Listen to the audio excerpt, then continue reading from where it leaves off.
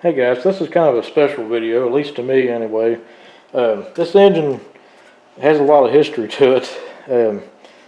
Y'all seen this engine probably close to 10 years ago, if not over 10 years ago. But this engine had a seized piston and the valves were seized up too. So I made a video on how to unseize a stuck piston and the stuck valves. And this engine has thrown a rod at some point, as you can see, and came through the side of the block here. So that's going to be the first major repair of it. Yeah, I used this block on another video. It had broken off exhaust studs in this because it must have had the box style muffler on it originally. So there was a video. All these videos are still on my channel of how to remove studs with a nut, welding a nut onto it and removing it. So anyway, this video is going to be kind of split up into a few different videos. This video is just going to be talking about it and the assembly and probably the running of it. The assembly is probably going to be hit or miss on it. But the other two videos going to be related to this. There's going to be a video just on welding this block using a DC stick welder. It's very challenging. And another video is going to be on boring the cylinder out. So stay tuned for that. We're going to clean it up off camera and everything. And so that's pretty much all that needs to be done to it. So anyway, to get to the history of the engine. I know this is the original crankshaft because it's got that little bit of orange paint on it. And this was in a pile of parts that my dad had. And my dad's not really working on anything anymore. And he turned it all over to me pretty much. And anyway, this engine was I'm pretty sure it was a log splitter engine. Or it might have been a tiller engine. I'm pretty sure it was a log splitter engine. But anyway, he had probably 3 or 4 5-horse Briggs. Might have been 2 or 3 now to think about it. But he took all the parts and made one good one out of everything. Which I don't have that engine and wish we still did. But anyway, my dad took all the salvageable parts off of it and literally threw this block over the hill because, you know, back then it was super hard and super expensive to repair something like this. So I just assumed the block was unusable, you know, which is understandable.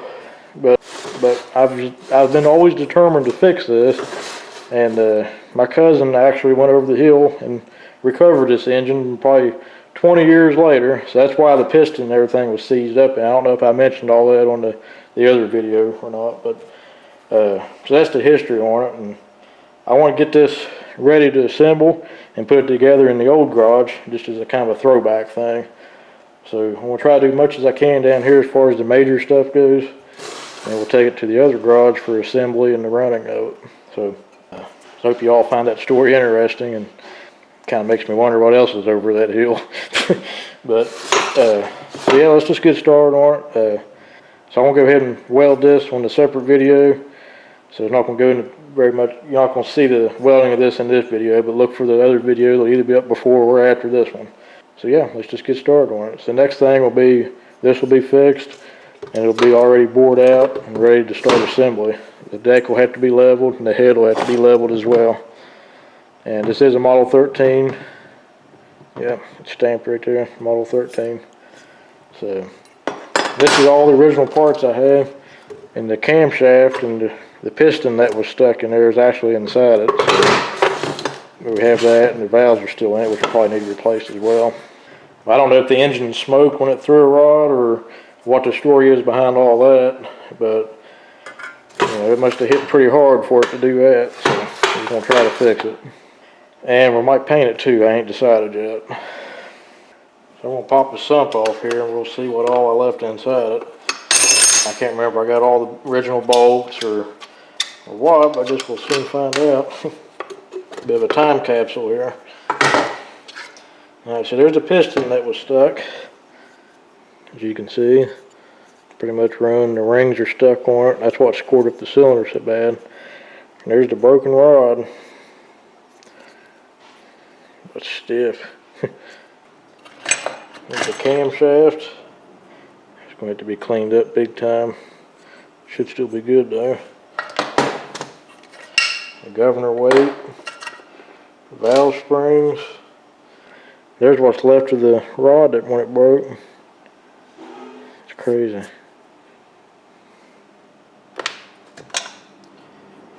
A socket, I don't know where that came from. There's the valve keepers, and that's all we got. And some dead bugs. Definitely needs cleaned up. I'll pressure wash it and everything after it's welded and everything. So, alright guys, I just wanted to share that with you. The time capsule. It's crazy. Right there's where it broke at. And another little problem I just discovered, I don't remember, but this bolt broke off in the block. I thought it was just one of the alignment pins like that, but it's got threads on it, so that's one of the bolts. We'll have to try to get that out. I guess worst case scenario, we can put a bolt and a nut on the part where the pin would have been if we absolutely have to. And the sump's got a crack in it too, so I'm going to have to weld this too.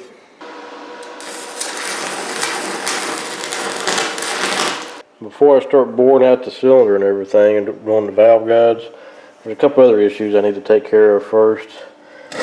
This bolt was already broke off in the block. I tried to weld to it and it broke off shorter. So now it's going to have to be drilled and threaded. It's supposed to have one of these alignment pins up here, but it's missing. So I have to deal with that. And also the bolt broke up here on that holds the shield on. So I'm going to have to drill that and thread that as well. So that's two things I got to do. I'll do them off camera just to keep from boring you, and go from there. And obviously it needs cleaned up real good. I can't decide to go with points and condenser or just put a new coil on it.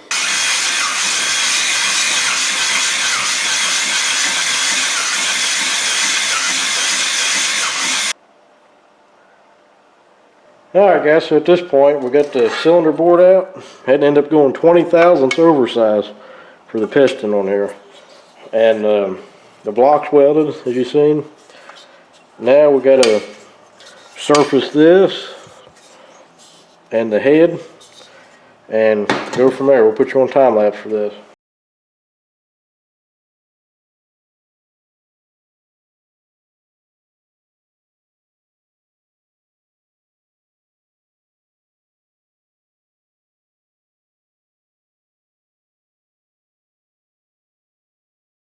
Alright guys, we got this surfaced.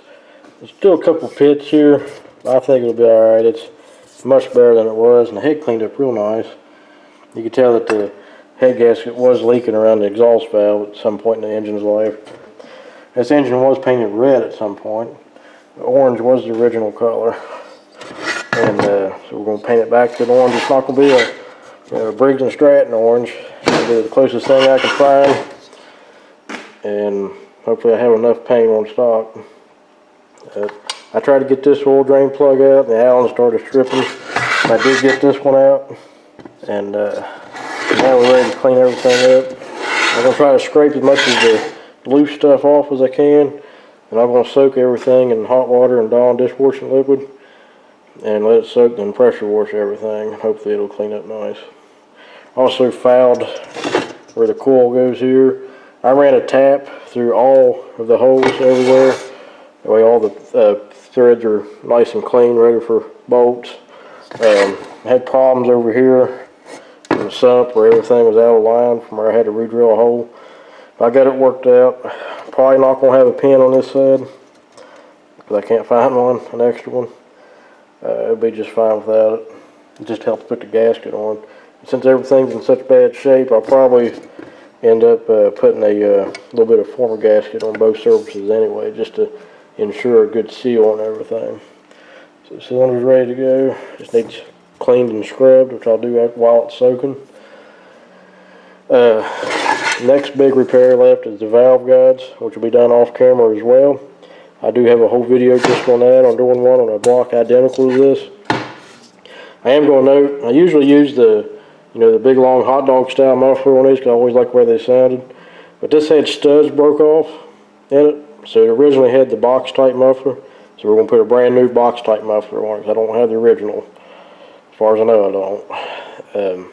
So that's what we're going to do as far as that goes. I'm going to do the valve work after everything's clean. I also meant to tell you, I had this cover too in the pile of parts. I'm 90% sure this is a cover for this engine. If it is, it dates it being a 75, model 13. It's Montgomery Ward, Dependable Power Plus. Like I said, it's either came off a tiller or a log splitter. I'm leaning towards a log splitter is what I'm thinking of, but I have no way of knowing for sure. If anybody recognizes this logo, if it's on something specific, let me know.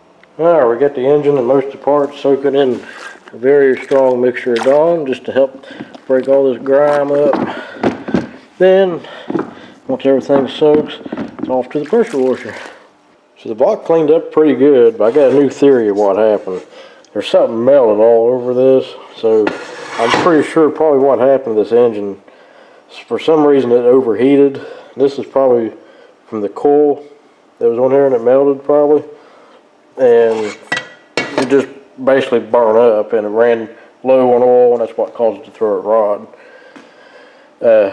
I'm surprised there wasn't original scars from the engine running low on oil, but there didn't appear to be. Other than just a couple places here, the cylinder turned out great. You see them real light scores that I think will wear in on their own. So next thing I'm going to do, which I'm not going to spend too much time on this video, is the valve guides. I do have a complete video, as I said. I'm just doing that on an engine identical to this. So I'm probably just going to put you on time lapse through that, but if you need more information, please feel free to watch that video, because I got a lot of good information in that on valve guides. I'm going to try to reuse the original valves. I mean, they honestly don't look too awful bad considering they sat out in the weather for, 20 years, but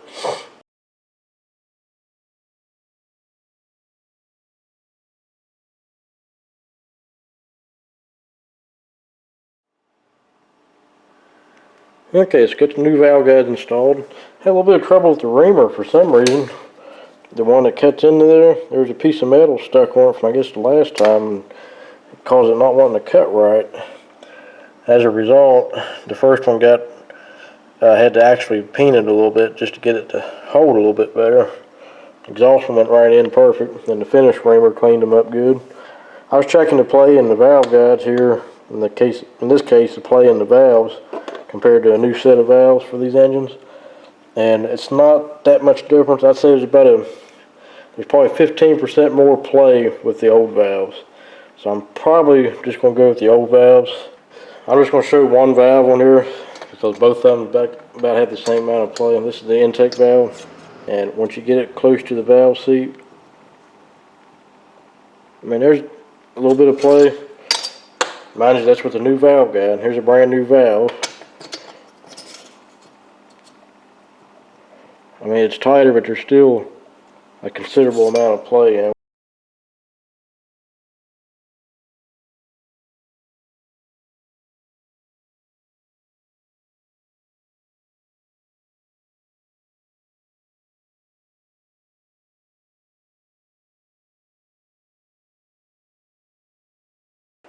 Alright, so I had a little trouble with that, as you've seen.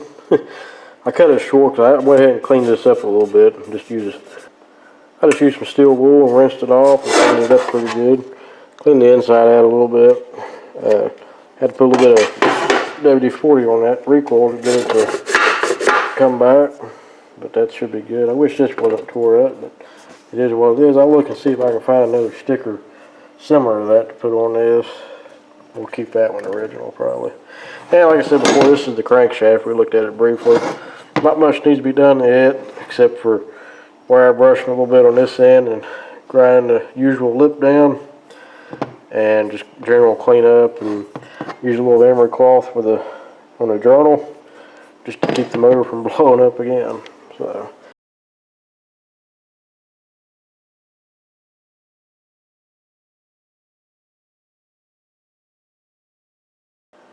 Alright, so I ran into some problems with the valves, like major problems. The valves were pitted so bad I didn't think I was going to be able to save them, but I did. I was prepared to put new valves in if I had to, but I wanted to keep it as original as possible, mainly because, like I said, these valves were in the block when they were thrown over the hill, Just kind of like a challenge in a way to keep it as original as possible. If I was going with a standard bore, I would have kept the original piston probably. So you see I got the new rod here too. This is It's not a Briggs and Stratton brand one, it's an aftermarket brand one, but identical otherwise. Camshaft and crankshaft is cleaned up, ready to go. But the problem with the valves, I ended up having to put a file in the vise and basically simulate a grinder on this and spin it in a drill to get the angle back and kind of take a little bit out of it. As you can see how bad, because the whole valve was pitted like it is at the part there. Now I got it lapped in good. I spent over 5 hours on the valves, no joke. I had to redo the valve guides again, as you've seen in the video. There's play in the bottom, so we got 2 valve guide bushings stacked on both sides. So the valves are super tight now. You want a little bit of play on the exhaust valve for heat expansion, but the intake valve,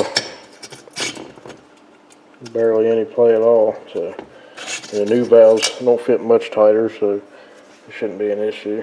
So now we'll get ready to start assembly.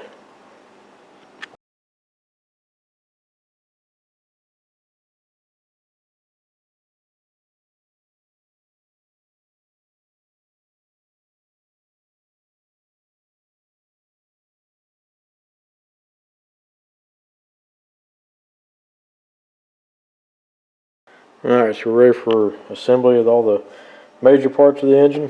Crankshaft's ready. Just put the piston and rings and rod together.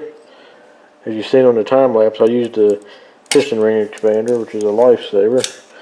Makes things a lot easier to use. It takes a lot less chance of breaking a ring or something too. Went on easy, no scratches on the piston or nothing like usual.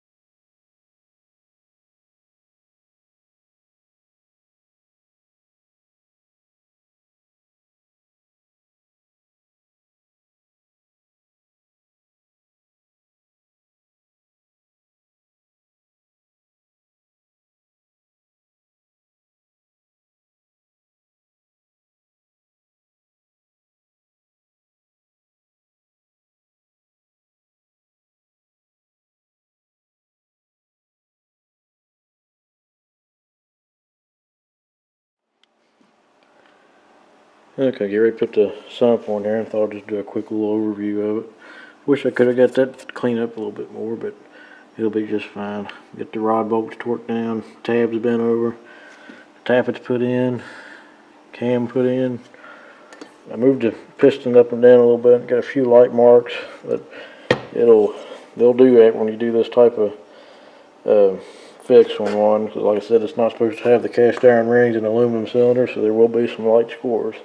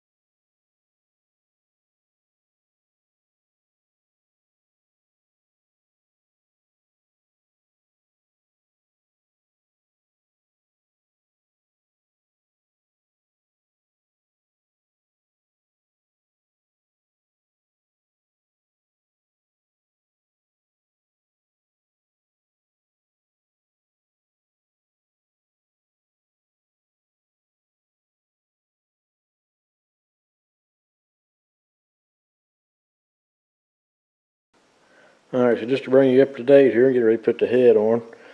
I spun it over with the drill. I had oil in it, just put some cheap oil in it just for kind of a pre-break-in and to check for leaks here. Didn't see no leaks, but it did look like the oil seal may be leaking on the crankshaft. And this was an old oil seal out of another engine because for some reason I didn't have none of these in stock.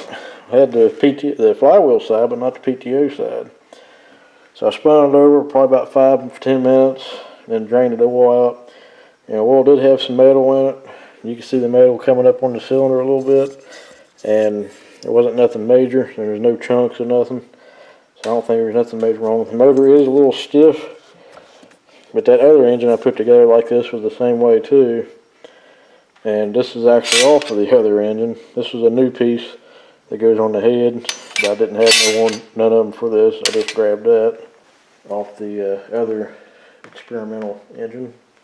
Also want to note I'm putting the old style head gasket on, the better type. It's actually semi-reusable. And all brand new head bolts. These are grade 8, 2-inch 5/16 flange bolts.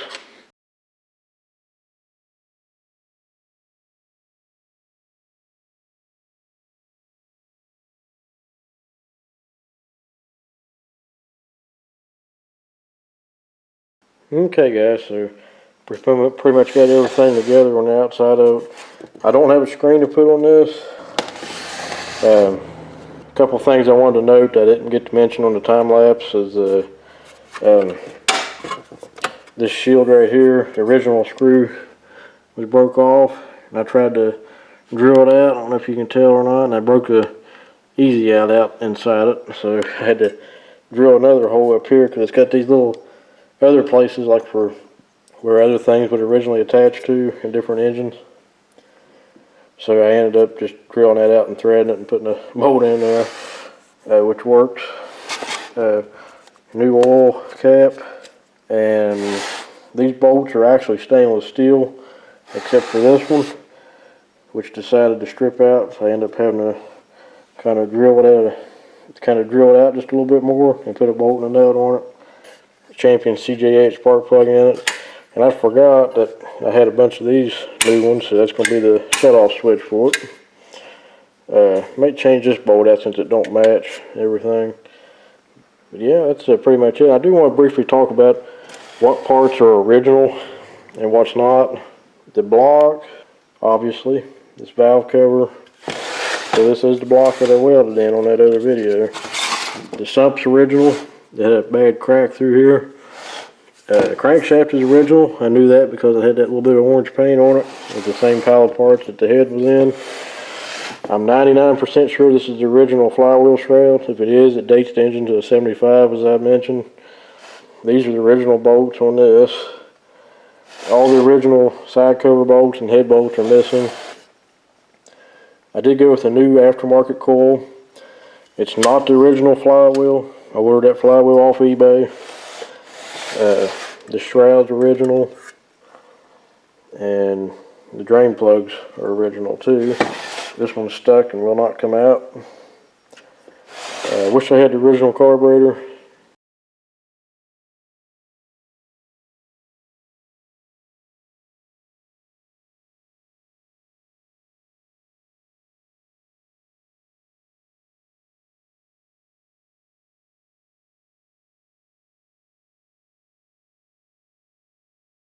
Okay guys, we got a clean carburetor, clean tank. It's all bolted up, ready to go. I actually put a bolt in the bottom. So now we're get ready to do a wipe down. I'm just going to use lacquer thinner, get any oil residue off from the assembly lube, and I'm going to take this short out clip off, mask off the spark plug wire, the crankshaft, possibly the oil cap. I do have a yellow oil fill cap that I'll be putting in this after the paint's dry. We got to mask the handle off. That's pretty much everything that's going to be masked off or removed.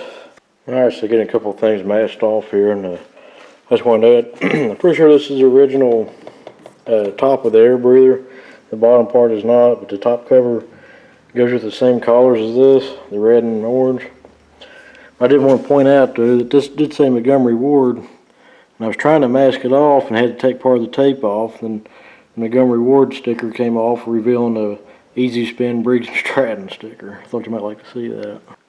Okay guys, we're pretty much ready to paint. I'm going to start off with a little bit of primer on like the gas tank and a couple other bare spots. Let that dry, then we'll hit it with the about 2 or 3 coats of the orange. So we're just using Rust-Oleum engine paint. Seems to be good paint. I've had good experience with it before. I may not show every single step of the way of paint. I just want to kind of hit and miss on some of the critical parts. So you're putting a little bit of primer around the gas tank here will help make it hold up better. Maybe the paint will bond a little bit better before it's exposed to gas and everything. Okay, so this is the paint we're using. The video is not going to show the exact color, but it is a Chevy orange. There's the number. It's a pretty close match to the old Briggs and Stratton orange.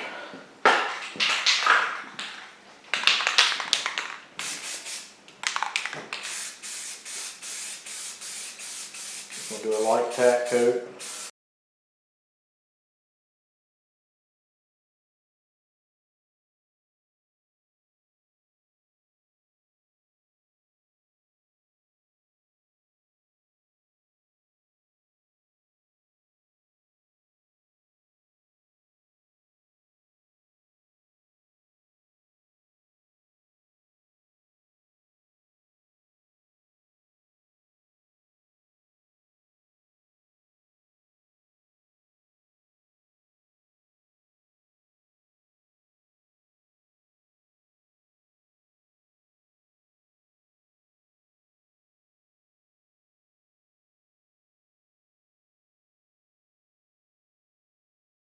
Alright guys, so just a little bit of an update before we try to start it at the other garage.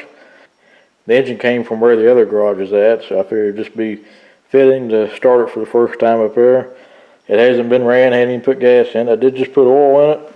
We just got SAE 30 valve lane in it, just for a break-in and testing to see if it's going to smoke any.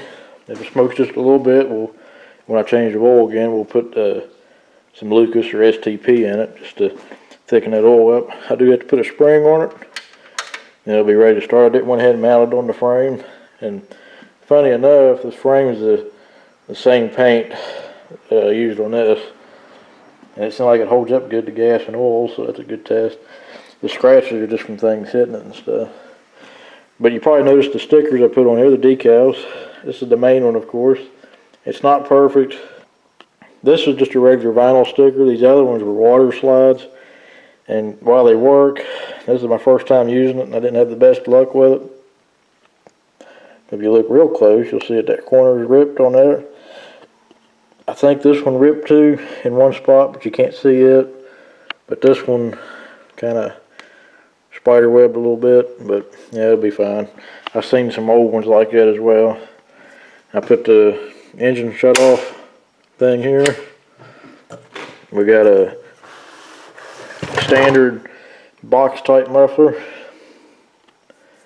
The carburetor looks sharp painted like that. The tank's not the best, but it'll be just fine. Now on the time lapse, I did spin it over with the drill. I didn't see no signs of leaking or anything. We did change that oil seal out. I found one after all. So we're pretty much ready. Also, there's the other water slide sticker. I didn't get it quite centered, but it'll be fine. New pull rope. Only thing this engine's missing is the screen on the flywheel, because I couldn't find one. And the linkage drawn to the governor and the governor spring, but that's no big deal. We'll just put a spring on it like we usually do. Alright guys, we're in the other garage. A little cold. It'll be a cold start for the first start. Wasn't quite what I had planned, but it got down in the 20s last night, so it's definitely a cold start. So let's get some gas in it and try to start it.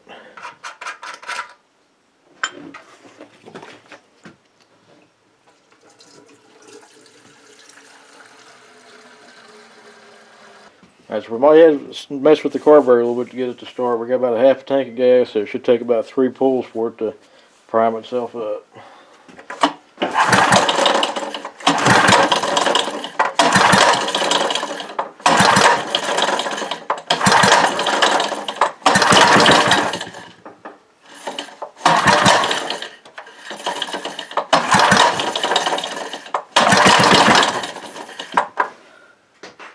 this to idle up.